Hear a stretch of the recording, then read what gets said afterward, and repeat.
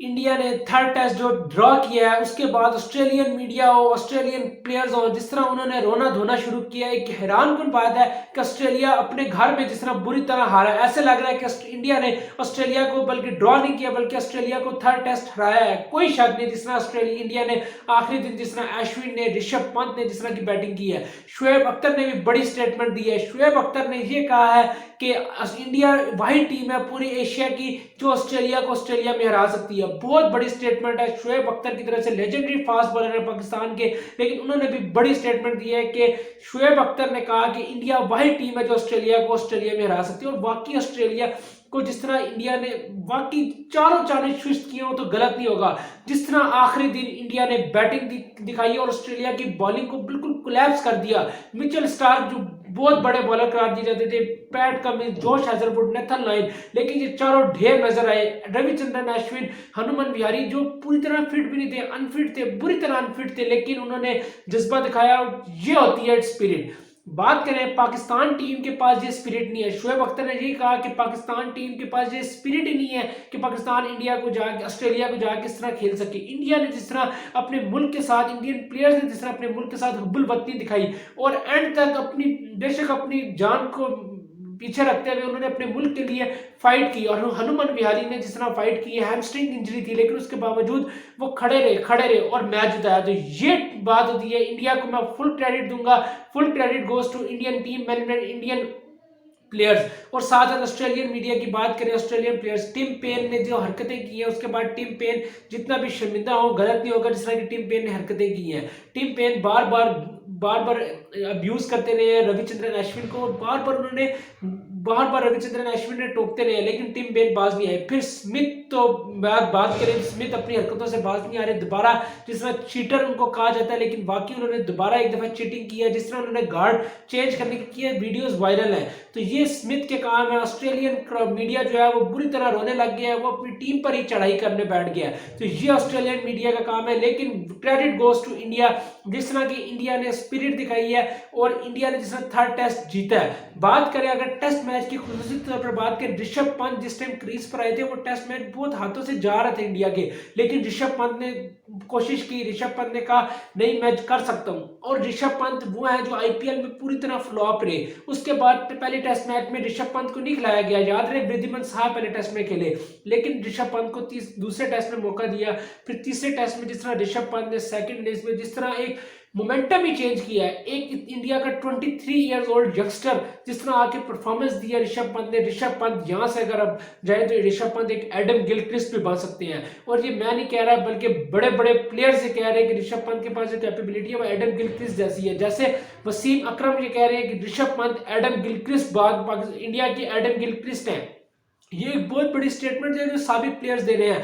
Michael Vaughan की बात करें, रिकी पॉन्टिंग एक बड़ी स्टेटमेंट दे रहे थे कि मुझे तो लगता है कि इंडियन प्लेयर्स जो है वो 200 रन भी नहीं कर सकेंगे। लेकिन जिस तरह इंडिया ने स्पिरिट दिखाई और इंडिया ने जिस तरह की बैटिंग की, तो उसके बाद रिकी पॉन्टिंग भी है अब वो मुंह छुपाए बैठे हैं। बात करें माइकल वॉन, अब अलग अलग स्टेटमेंटें दे रहे हैं कि ये हो गया वो हो गया, लेकिन एट द एंड बात करें जो जिस तरह इंडिया ने स्पिरिट दिखाई है, इंडियन मीडिया ने जिस तरह एक इंडियन टीम को, जिस तरह एक इंडियन प्लेयर्स जिस तरह खेले हैं खुसूसी तौर पर ग्राउंड में बात करें, जिस तरह ऋषभ पंत ने स्पिरिट दिखाई, ऋषभ पंत अग्रेसिव जहाना बार बार खेलते रहे और टिम पेन ने जिस तरह कैचेस छोड़ दिए ऋषभ पंत के, वो एक क्रूशियल मूवमेंट था। लेकिन ऋषभ पंत ने और डिजर्विंग सेंचुरी उनकी मिस हुई है, लेकिन ये ऋषभ पंत के 97 रन कभी भी काउंट नहीं किए जाएंगे। हमेशा ये ऋषभ पंत की one of the best century of all time करार दी जाएगी। मैं ये नहीं कहता 97 रन, ऋषभ पंत ने सेंचुरी स्कोर की है थर्ड टेस्ट में, जिस तरह की बैटिंग की।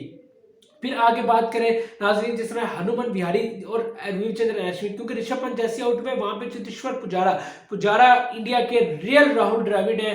जिस तरह पुजारा हमेशा से परफॉर्म करते हैं, पुजारा पे तनकीद करते हैं, लेकिन पुजारा डिफेंसिव माइंडसेट से खेल के इंडिया को हमेशा बचाते हैं। बुरी वक्त में जब भी काम आता है वो पुजारा आता है। पुजारा ने कल भी एक तरफ से बिल्कुल रोकी रखा और वो पुजारा का खड़ा रहना बड़ा इंपॉर्टेंट था। लेकिन ऋषभ पंत के आउट होने के बाद जैसे ही पुजारा आउट हुए, वहां पे लग रहा था कि मैच इंडिया के हाथों से जाएगा और कोई भी उम्मीद नहीं कर सकता था। यहां तक कि इंडियन जितने भी थे, स्पोर्ट्स तक में जितने भी थे, वो भी ये कह रहे थे कि अब मुश्किल हो गया। लेकिन वहां पे रविचंद्रन अश्विन और हनुमान विहारी ने जिस तरह की बैटिंग की और लाजवाब बैटिंग की और इंडिया को ऑस्ट्रेलिया अब बिल्कुल बैकफुट पे चला गया।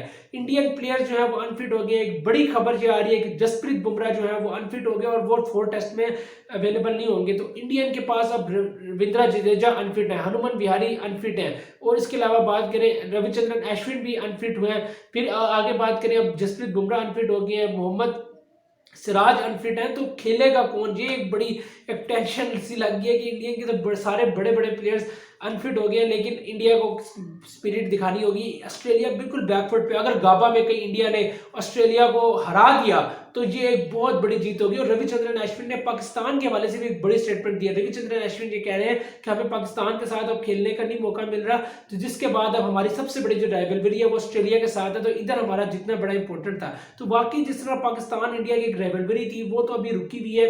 मेरी पूरी कोशिश है, मैं पाकिस्तान मीडिया से हमेशा से बात ये करता हूँ कि पाकिस्तान इंडिया के क्रिकेट से ताल्लुकात कभी भी खत्म नहीं होने चाहिए थे। क्रिकेट हमेशा हमें जोड़ती है, तो क्रिकेट अगर हमारी चलती रहती तो उससे दोनों टीमों का बड़ा फायदा होता है। लेकिन अभी इंडिया की टीम जो है वो टॉप पर है, पाकिस्तान का मुवाजना नहीं किया जा सकता इंडियन टीम से।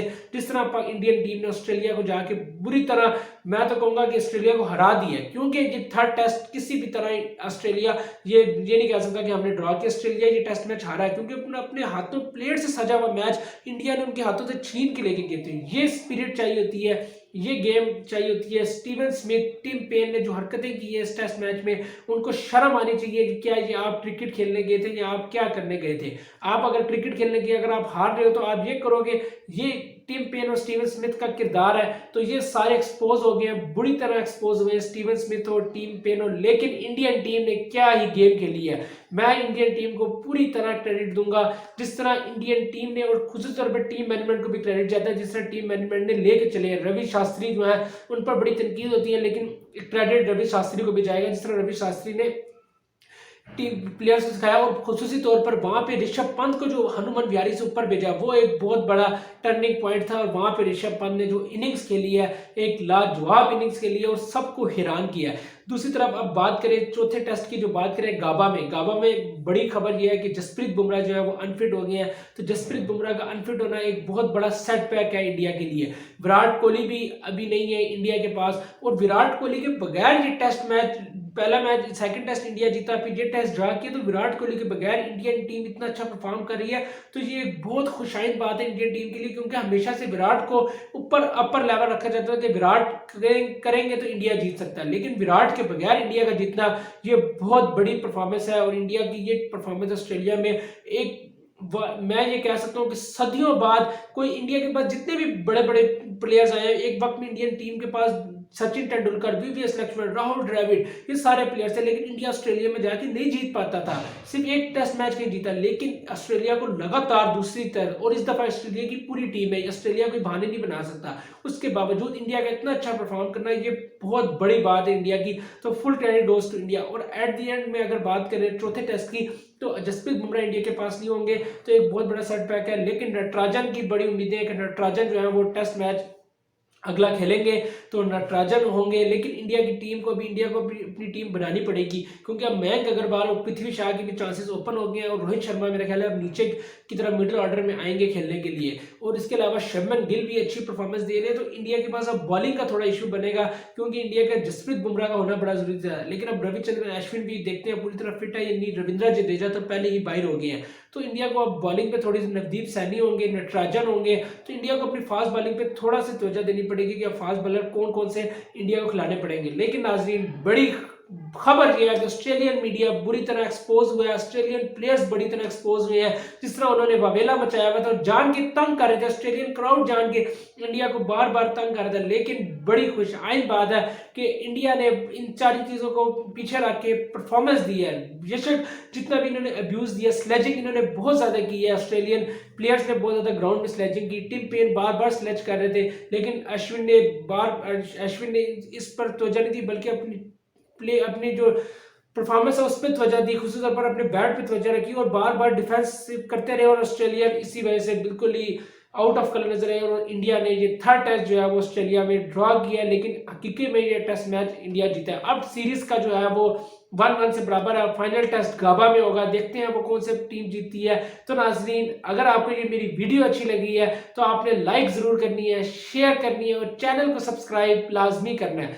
तो अब आप मुझे इजाजत दें, अल्लाह हाफिज।